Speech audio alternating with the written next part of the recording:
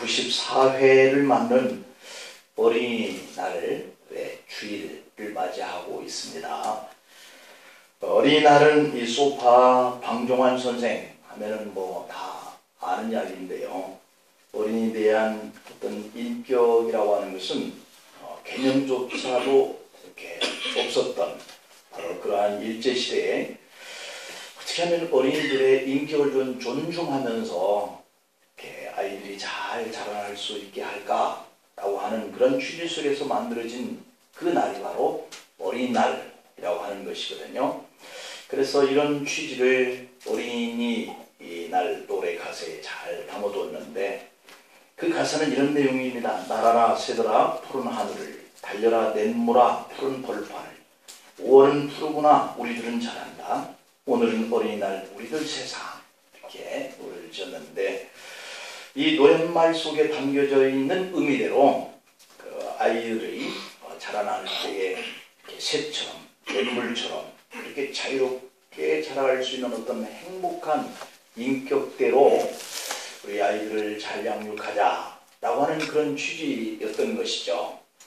사실 우리가 어렸을 때 부모 밑에서 이렇게 대하는 이런 관계를 통해서 아이의 모든 그런 성품이 형성된다 볼 수 있어요. 근데 이 아이들이 어렸을 때 자랄 때 부모가 아이를 어떻게 대하느냐, 여기에 따라서 아이가 정말 자유롭게 자라서 세상에 나와서 모든 사람들 앞에 정말 자유분방하게 살아갈 수 있는 그런 성품으로 이렇게 만들어질 수도 있고, 또 그 반대로 억압하고 눌려지는 이런 상처 속에서 자라서 이렇게 우울하게 이렇게 생활을 해나가는 이런 관계가 되어지는 때가 바로 어린아이 가정에서 부모들에게 양육받는 때에 거의 성품이 이렇게 고정된다라고 이렇게 볼 수 있어요. 그렇기 때문에 이런 아이들 때에, 자녀들 때에 이 부모가 자녀들을 정말 인격적으로 잘 양육해가는 거, 이게 너무 소중한 거예요. 그래서 소파 방종환 선생이 이 어린아이들에 대한 관심을 가지고 우리가 이렇게 양육을 했으면 좋겠다 하는 이런 생각이 간절했던 것이죠. 이 어린이날 5월의 노래 가사말처럼 이렇게 푸르고 희망이 찬 그런 아이들이 우리 가정에서 이렇게 자라가고 있는 아이들이 되었으면 좋겠습니다. 어린이날에 맞춰서 한국의 방종환 재단에서 초등학교 4학년에서 고등학교 6학년까지 6,700여 명을 대상으로 해서 청소년들의 주관적 행복지수, 이것을 한번 조사를 해봤어요. 그 결과 69점, 4년 연속 OECD의 23개국 중에 최하위가 우리나라라는 거예요. 그러니까 주관적인 행복지수는 어떤 주관적 건강상태 혹은 학교 생활을 하면서 만족도, 또 개인의 행복감, 이렇게 등등의 6개 항목에 대해서 만족도를 수치화한 뒤에 이 OECD의 평균을 100점으로 환산을 해서 점수를 내렸는데 우리나라는 69점. 우리나라는 평균점에서 한참 미달되는 이러한 상태 속에서 아이들을 지금 교육하고 있다, 이런 얘기인 거예요. 최근에 청소년의 자살률이 이렇게 굉장히 가파르게 증가를 하고 있는데 청소년 사망 원인 1위라고 하는 거예요, 우리나라가. 그래서 2015년 청소년 통계에 의하면 청소년 10명 중에 1명꼴로 자살 충동을 느끼고 있다, 이런 얘기거든요. 그러니까 우리가 기르고 있는 이 자녀들의 심리 상태가 죽어야 되겠다라고 생각하는 것, 이런 것들이 10명 중에 1명은 일어나고 있다는 거예요. 이런 것이 잘 보여주고 있는 것처럼 자살의 그 주 원인이 뭐냐면 성적 부진 또는 가정 환경 비관, 또 학교 폭력, 이런 것들이 대두되고 있는 거예요. 이런 통계들이 보여주고 있는 것처럼 지금 우리 자녀들이 매우 화가 나 있는 상태에 있다는 얘기예요. 이게 자녀들이 화가 나 있어요.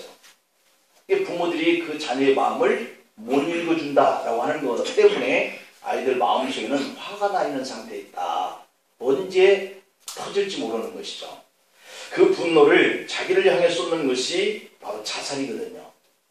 겉으로 이렇게 쏟는 것이 이렇게 반항하는 이런 모습으로 나타나는 것이고요.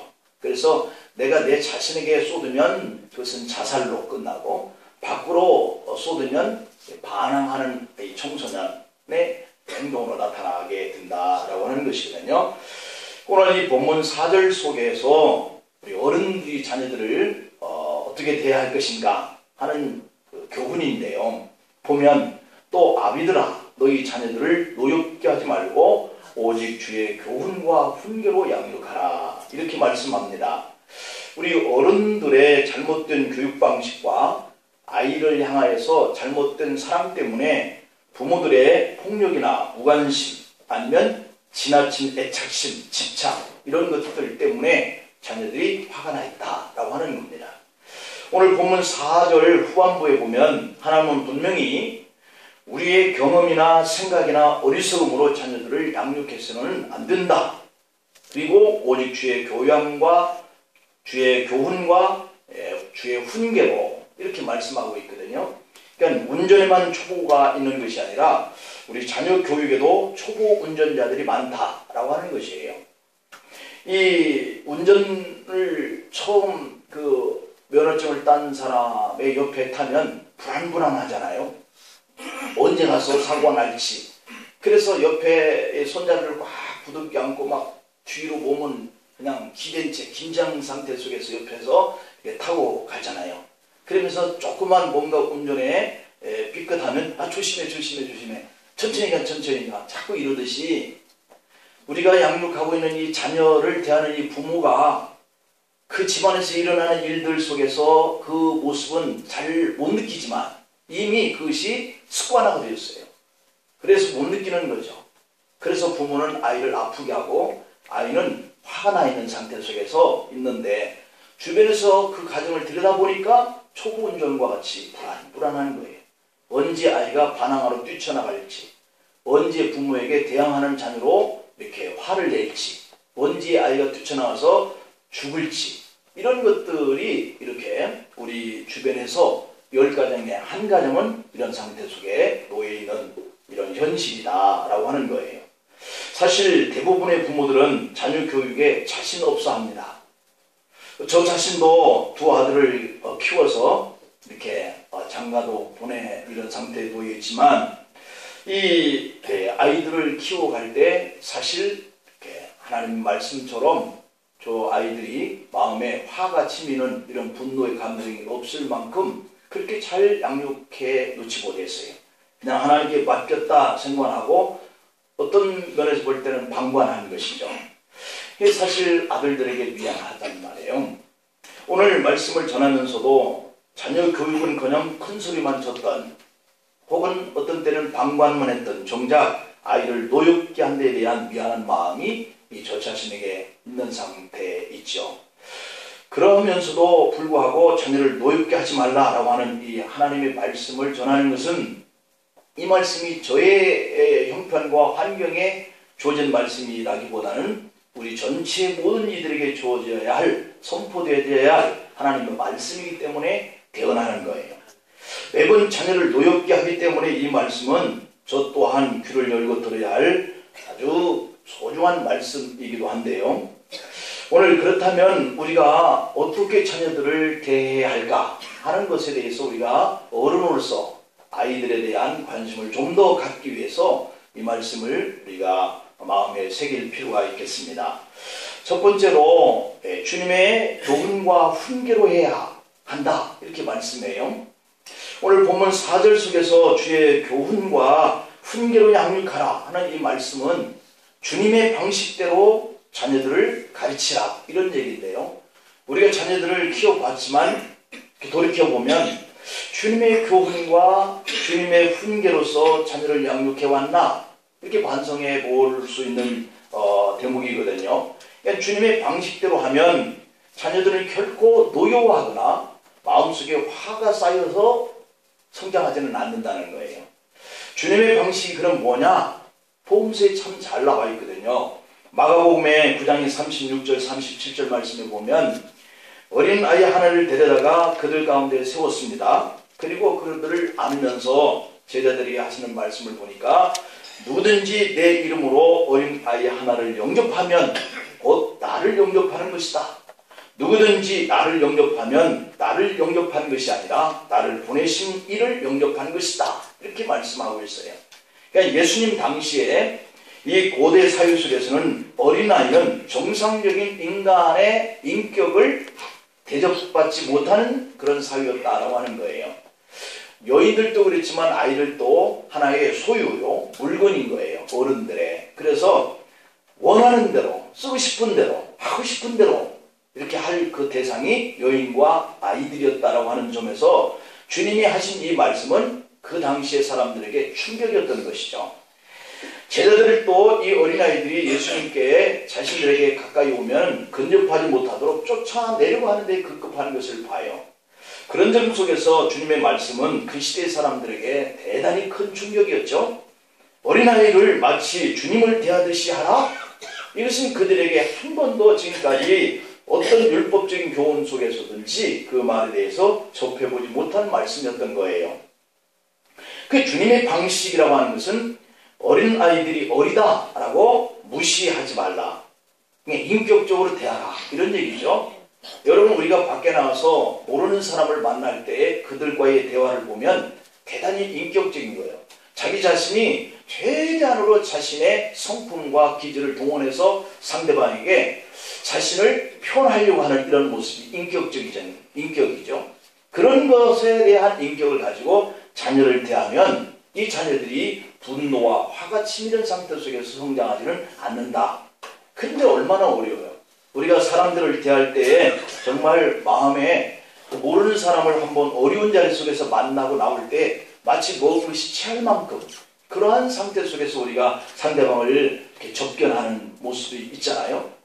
그런데 이러한 모습으로 아이들을 내가 대하는 것, 이게 바로 주님의 교훈과 훈계라고 하는 방법이에요. 그래서 아직 어리다 이렇게 생각하지 말고 그들의 주관이나 아니면 의지, 이것을 배려해보라는 것이죠. 부모의 뜻과 계획을 따라주어라. 이렇게 이건 이렇게 해라, 저건 저렇게 해라, 이렇게 주입하는 방법이 아니라고 하는 것이죠. 그거에 바로 부모가 어른이니까, 아이는 아직 어리니까 강요하는 것, 이것이 바로 아이에게 노여움을 주고 화를 가지고 살게 만드는 시작이다 라고 하는 거죠. 그런데 오늘 주님은 그들에게 인격적으로 대해서 존중해주고 그들의 마음에 노여운 마음이 안 들도록 하라 라고 하는 것을 우리에게 가르치십니다.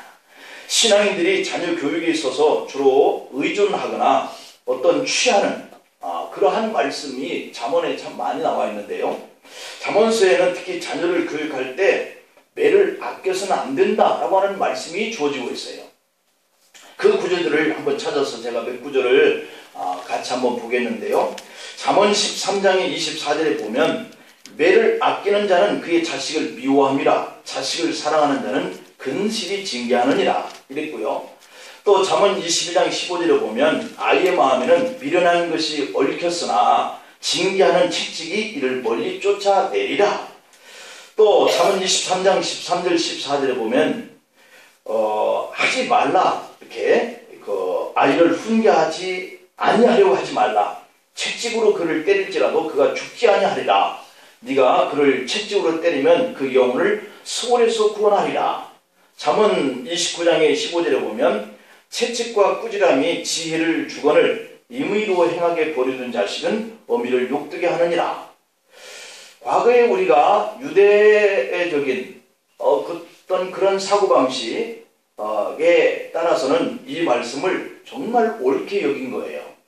그래서 우리는 자녀를 양육하는 방법을 이렇게 매로 때리는 방법을 취해서 이렇게 살아온 그런 세대예요. 이렇게 이 말씀을 모아놓고 보니까 잠언서의 말씀이 너무 심하다, 심각하다 라고 말씀이 들려지는 것이죠. 그래서 이 말씀들은 다 신약에 와서 주님이 말씀하신 것과는 완전히 반대예요. 제가 늘 말씀드리지만 신약과 구약의 말씀이 충돌할 때는 우리는 먼저 신약의 말씀을 취해서 해석을 해야 되는 것이죠. 그 중에 주님의 말씀과 예수님의 십자가라고 하는 이것에서 다른 어떤 말씀보다 이 말씀, 주님의 말씀, 앞서야 되고 가장 중심으로 우리가 받아야 할 말씀들이거든요. 그게 원칙이에요. 예수님이 어린아이를 존중하라 라고 말씀하셨다고 한다면 잠언서의 말씀은 예수님 말씀을 전적으로 다시 해석해야 할 그런 말씀으로 들려주잖아요. 자녀에게 매를 대해야 할 때도 있지만 그것은 정말 아이가 심각한 잘못을 했을 경우에 드는 사랑의 매라고 우리가 국한해야 되죠. 더군다나 우리 한국 사회에서는 매를 드는 일은 정말 조심해야 돼요. 그래서 아예 들지 않도록 하는 것이 바람직하다. 왜냐하면 우리 한국 사회에서 아이들에게 매를 들어서는 안 되는 이유가 있는데, 첫째는 어른들이 자기 감정을 잘 다스릴 줄 모르기 때문에 매를 들어서는 안 된다라고 하는 거예요. 이 말은 아이들은 자기 감정으로 때릴 경우가 많다, 그런 얘기가 되는 것이죠. 그럴 경우에 매를 맞는 자녀들 마음속에는 교육의 효과가 없어지고 아버지가 어머니가 나에게 분풀이한다. 그래서 억울하고 그래서 화가 나서 분노의 마음이 그 마음에 쌓이기 때문이다. 그 다음에 두 번째 매를 들어서는 안 되는 이유는 아이들을 때리는 매가 아이들의 자존감을 상하게 만들기 때문이다 라고 하는 거예요.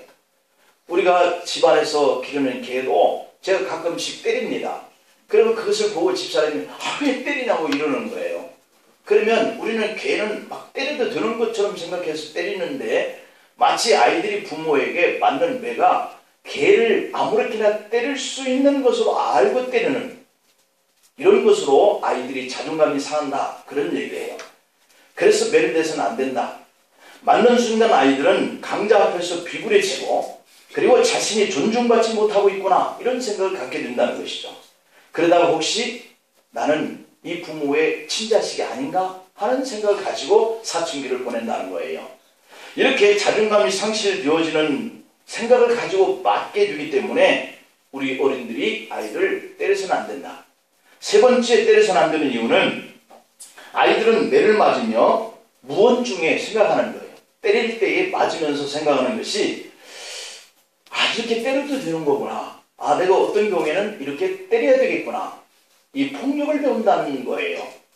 아이들 생각에 잘못한 사람은 맞아도 된다라고 하는 이런 생각을 하게 되고, 그것이 나아가서 친구들과 또는 학교에, 사회에서 폭력으로 이어진다는 거예요. 그래서 가정폭력이 곧 사회폭력으로 이어진다. 특히 교회 와서는 당부합니다. 우리 교사들이든 아니면 자기 자녀를 데리고 오는 부모들 꼭 염두에 둘 것은 체벌은 결코 교회에서는 하지 않았으면 좋겠다라고 하는 것이죠. 왜냐하면 교회에 와서 아이들을 체벌하거나 혼내거나 막 꿀밤을 주거나 이렇게 매를 때리거나 이렇게 하면, 아니면 한쪽 구석에 데려가서 윽박지르거나 이러면 이 아이들이 교회에 오면 이러는 것인가 보다 라고 하는 것을 마음속에 각인하는 거예요. 그래서 교회에 오면 내가 혼나는 날, 맞는 날, 윽박을 받는 날, 이렇게 생각하기 때문에 교회에 커져서 자기 발로 가야 할 그런 나이가 되면 안 간다는 거예요. 왜냐하면 그때 부모에게나 아니면 교사에게나 아니면 교인들이 보지 않는 어떤 구석 속에서 나에게 했던 그 행동들, 이것 때문에 마음의 상처가 되어지는 거예요. 교회 오고 싶은 마음이 안 생기는 거예요. 그래서 혼내고 교훈할 일이 있으면 집에 가서 또 오늘 교회에서 이러이러한 일들은 옳지 못한 일이었다, 이렇게 타이르는 것이 옳은 줄로 믿으시길 바랍니다. 그래서 교회에서는 아이들을 이렇게 홀로 세워놓고 결코 부모이든 아니면 교인이든 간에 혼내지 않기를 바라요. 잠언서의 말씀이 선포되는 그 시대는 어린아이에 대한 어떤 인격권이 전혀 인정되지 않는 그런 시대 때에 선포되던 말씀들이기 때문에 오늘 이 구약의 말씀들은 사실 오늘 이 시대에는 맞지 않는 그러한 교훈들이다. 그래서 어린아이의 심리에 대해서 이해도가 부족했던 그 고대 시대 때에 만들어졌던 그런 교훈들이 많다. 그래서 주님께서는 이 아이에 대한 교훈을 좀 더 발전시켜 놨어요.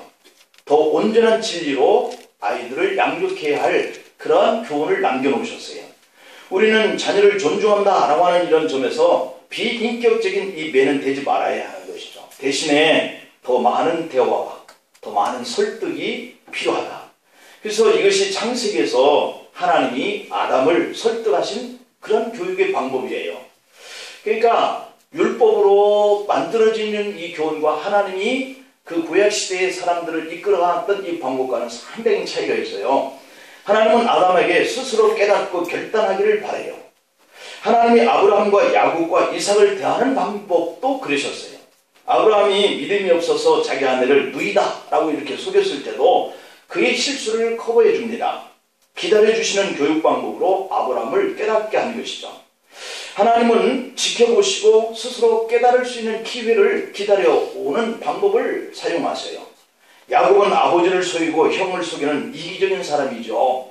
그런 야곱을 향한 하나님의 교육 방법은 매를 대시기보다는 그가 인생을 살면서 스스로 깨닫고 믿음의 사람으로 돌아올 때까지 기다려주는 방법을 쓰셨어요. 결국 자기보다 더 이기적인 삼촌 나반을 통해서 야곱의 인격이 연단되어지고 스스로 내가 이렇게 살았더니 이러한 경험을 내가 하는구나 하는 것들을 깨달으면서 12지파의 아버지로 세워져가는 모습을 봅니다. 누가복음의 15장의 11절부터 32절 이하에 보면 집 나간 둘째 아들 일명 돌아온 탕자 이야기가 기록되어 있죠. 누가복음 15장 12절에 보면 버젓이 살아계신 아버지에게 이 둘째 아들이 나아가서 훗날 아버지가 돌아가시면 나에게 어차피 주실 이 상속을 지금 달라 라고 요청하는 장면이 나와요. 그때 그의 아버지는 그 아들의 요구에 대해서 싫어하는, 안 된다고 하는 말씀을 하시잖아요. 재산을 감당할 능력이 되지 않는 이런 상태 속에서 너에게 줄 수 없다 이렇게 말하지 않아요. 거절하지 않잖아요. 그리고 그 두 아들에게 각각 재산을 나눠줬다 이렇게 말씀합니다. 두 아들의 아버지는 재산을 탕진하게 될 것을 이렇게 짐작하시면서도 왜 이 둘째 아들에게 이 재산을 이렇게 나눠서 주셨을까? 그것은 아들 스스로가 자신의 행동이 옳지 못했구나 라고 하는 것을 깨닫고 돌아올 것을 아셨기 때문인 거예요. 그래서 이 아버지가 아들에 대한 인격을 존중해 주죠. 누가복음 15장 14절을 보니까 이 아들이 다 재산을 없앤 후에 그 나라가 흉년이 들 때 비로소 궁핍하여진지라 이럴 때에 아버지 생각을 하게 되는 거예요. 누가복음 15장 20절에 보면 상거가 이 상거지가 되어 돌아오는 이 아들을 반기는 아버지의 모습을 그려놓고 있어요. 아직도 아버지와 아들이 서로 떨어지는 거리가 먼데도 아버지가 그를 먼저 알아보고 측은히 여겨 달려가 목을 안고 입을 맞췄다라고 이렇게 되어 있어요. 그러니까 탕자의 아버지는 아들에 대해서 무관심하거나 방관했던 것이 아니라 그가 어느 날 깨닫고 돌아올 때까지를 기다릴 줄 아는 교육 방법을 쓰신 거예요.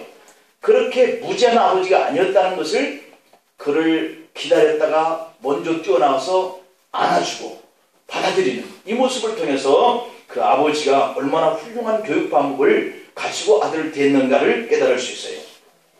자, 그럼에도 불구하고 재산을 상속했다라고 하는 것은 인생이 어떤 것인가 하는 것을 스스로 깨닫고 돌아오실 때를 기다렸다. 이것이 바로 하나님이 우리를 인도해 가시는 교훈과 훈계의 방법인 거예요. 기계적이지 않습니다. 스스로 환경을 통해서 만나고 그 환경을 통해서 깨닫고 인생이라고 하는 것이 이런 것이구나 하는 그런 근본이 하나님을 경외하는 것, 아버지를 생각해서 돌아가게 하는 것, 이런 것들을 이렇게 교육 방법으로 성경은 우리에게 교훈을 하고 있어요. 여러분, 사실 우리가 이만큼 살아오는 그 인생을 뒤돌아보면 인생이 서둘러서 간 사람이나 아니면 좀 더디게 간 사람도 인생이 어느 정도 중반 후반에 이르러서는 거의 동일하다는 것을 알 수 있어요. 먼저 가서 서둘러서 얻은 자도 어느 한순간 다 잃어버리고 다시 처음으로 되돌아간 이런 삶을 경험하게 되어지는 경우도 있고, 정말 뭔가를 해야 되는데 하지 못해서 더디가는 그 사람도 나중에 더디가는 것이 아니라 어느 정도의 인생에 살만한 그러한 것을 준비하고 살아가는 이런 인생의 모습을 우리가 경험하잖아요. 그런 거로 우리가 조급해해서는 안 되는 것이 인생이다 하는 것을 느낄 때가 참 많아요. 그러니까 탕자가 돌아왔을 때 우리가 큰아들을 보면 누가복음 15장 25절에서 밭에서 집에 가까이 왔을 때 풍악 소리 때문에 발길을 멈춰요. 누가복음 15장 26절에 보니까 그리고 한 종을 불러줘 묻습니다. 웬일이냐? 웬 풍악이냐? 누가복음 15장 27절에 종이 동생이 건강하게 돌아와서 잔치를 벌이고 있는 중입니다. 그랬더니 맏아들이 갑자기 머리에서 열이 난 거죠. 속던 표현으로 뚜껑이 열린 거예요. 누가복음 15장 28절을 보니까 집에 안 들어가겠다는 거예요. 무엇 때문이죠? 누가복음 15장 29절 30절 보니까 자기를 위해서는 한 번도 이런 일이 없었다는 거예요. 친구를 대접하기 위해서 한 번도 나에게 이러한 기회를 주지 않았다는 거예요. 그런데 재산을 나눠서 가지고 갔던 이 동생이 장기들과 다 함께 써버리고 그 재산을 다 잃고 돌아왔는데 잔치를 벌였다? 이해가 안 되는 거예요. 이때에 두 아들의 아버지의 교육 방법을 한번 볼까요? 우리 같으면 열받는 일이죠. 동생이 돌아오면 형이 좀 이해하고 받아들이면 좋겠는데 형이 집에 들어오기를 거부하니 아버지가 얼마나 속이 탔겠어요. 그런데 이 부모 속도 모르는 이 자식을 보면서 늘 함께 있던 아들보다 집 나가서 소식이 끊긴 아들 오기를 속 끓이면서 노심초사하면서 근심과 걱정으로 일손이 잡히지 않던 많은 세월을 어떻게 보내는지 맏아들이 아버지의 마음을 몰라주는 거예요. 그런 맏아들이었지만 그 아들을 대하는 아버지의 모습에 또 한 번 놀랍니다. 아버지는 맏아들이 왜 그런 투정을 하는지 이미 알고 계신 거예요. 작은 아들이 왔으니 맏아들에게 돌아갈 몫이 적어졌구나 하는 생각 때문에 이러는구나 하는 것을 아신 것이죠. 두 아들의 아버지는 이런 맏아들에게 누가복음 15장 31절에 보니까 너는 나와 항상 함께 있었지 않느냐, 함께 있지 않느냐 이러는 거예요. 그리고 나의 살림이 다 네 것이지 않느냐 이렇게 말씀합니다.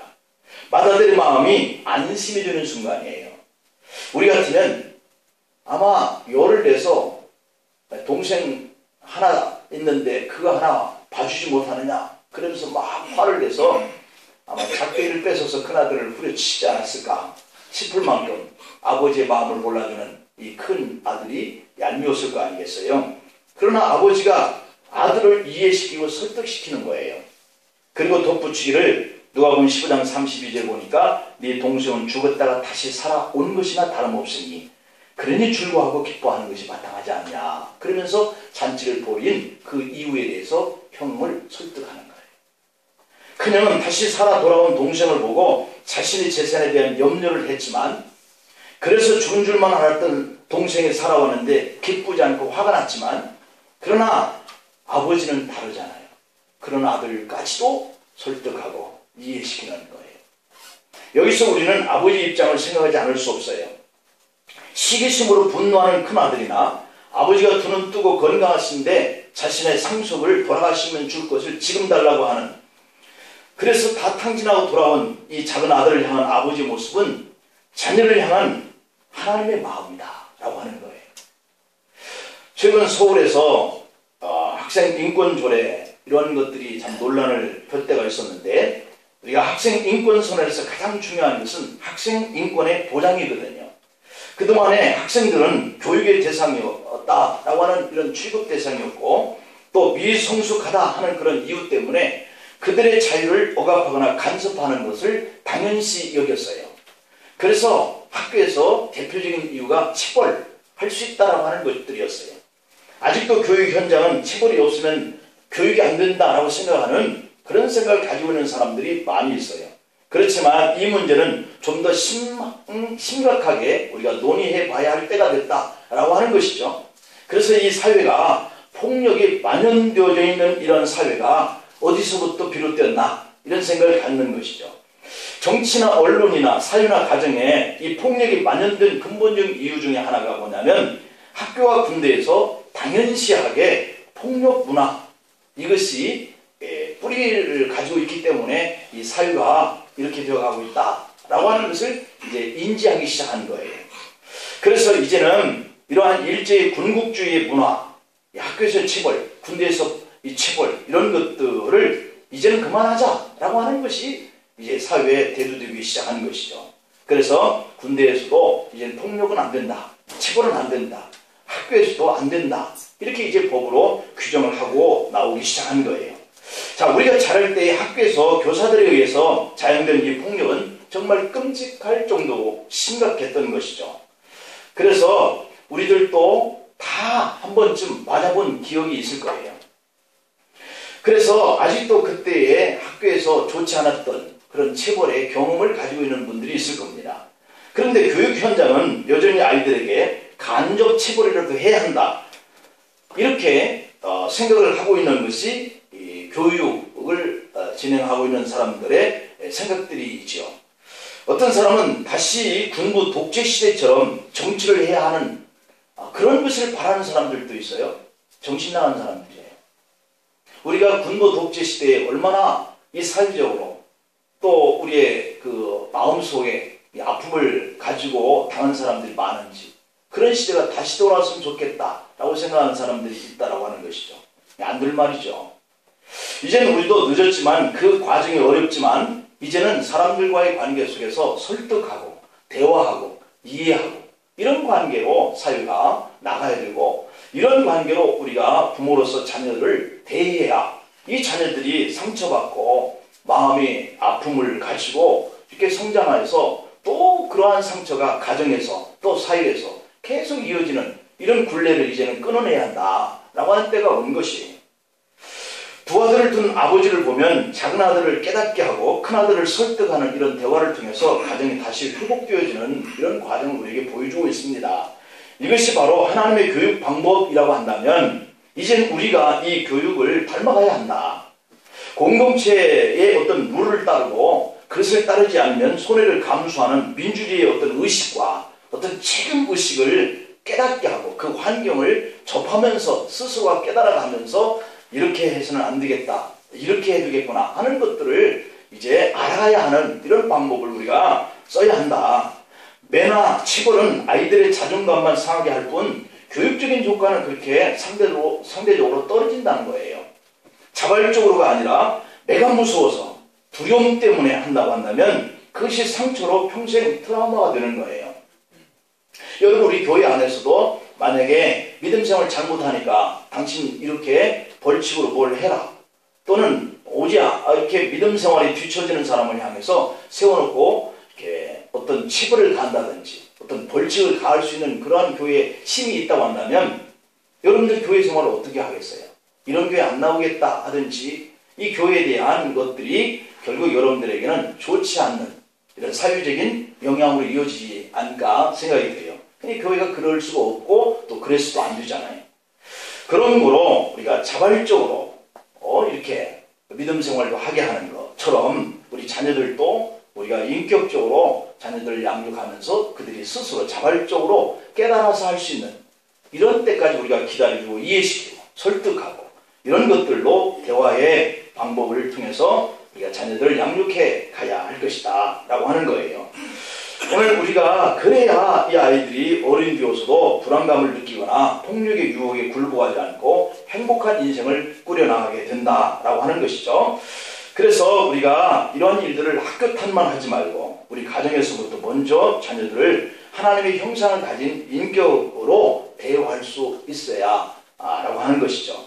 그런데 이것이 부모인 우리도 잘 안 되는 거예요. 왜냐하면 우리도 맞고 자란 세대이기 때문에 그런 거예요. 그래서 이게 때려야